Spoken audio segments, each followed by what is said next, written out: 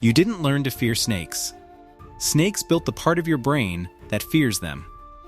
That flinch you get at a curved stick in tall grass. The one that happens before you even consciously register what you saw. That's not a personality trait. That's inherited hardware. And the thing that installed it wasn't a parent, a bad experience, or a scary movie. It was millions of years of a predator that was patient, silent, and very, very good at killing primates. Picture East Africa, somewhere around 60 million years ago, long before human meant anything. Small, tree-dwelling mammals, the ancestors of every primate that would ever exist, are living in a world full of things that want to eat them. Big cats, birds of prey, and snakes, venomous ones, constricting ones, ambush predators that don't chase you, don't make noise, don't give you a warning growl. They just wait. Here's the wait what moment. Primatologist Lynne Isbell has argued that snakes weren't just one predator among many. She proposes they were the predator that shaped primate vision itself. Her snake detection theory suggests our unusually sharp eyesight, our forward-facing eyes, even the size of certain regions in our visual cortex, may have evolved specifically as an early warning system against ambush predators that could kill silently from inches away. Think about what that actually means. It means your eyes aren't just windows to the world. They're partly a legacy defense system, tuned across tens of millions of years by an animal that never once had to touch you to shape your biology. It just had to kill enough of your ancestors who didn't see it coming. Fast forward to modern neuroscience, and the evidence gets stranger.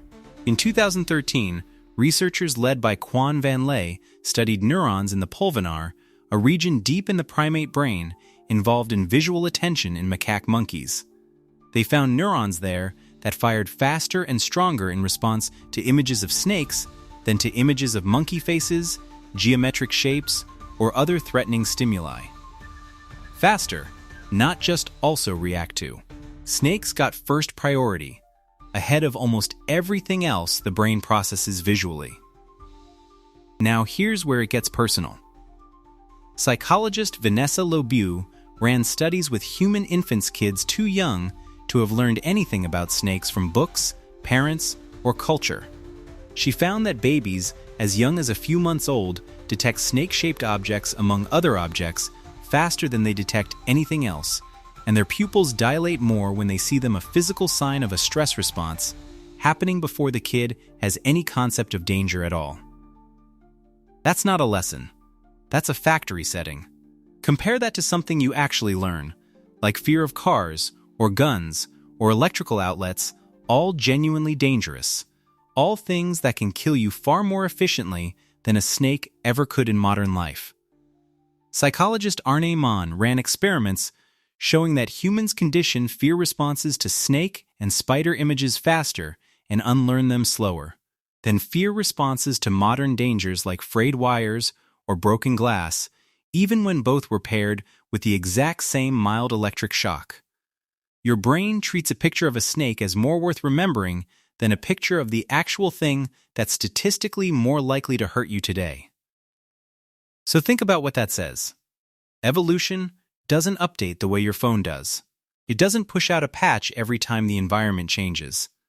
The threat that shaped your nervous system left the building most people in the US will never encounter a venomous snake in their entire life, but the alarm system it built is still fully installed, still running in the background, still first in line for your attention.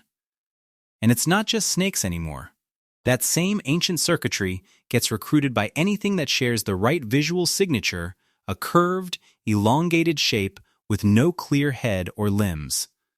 That's why a rope on the floor makes you jump for half a second.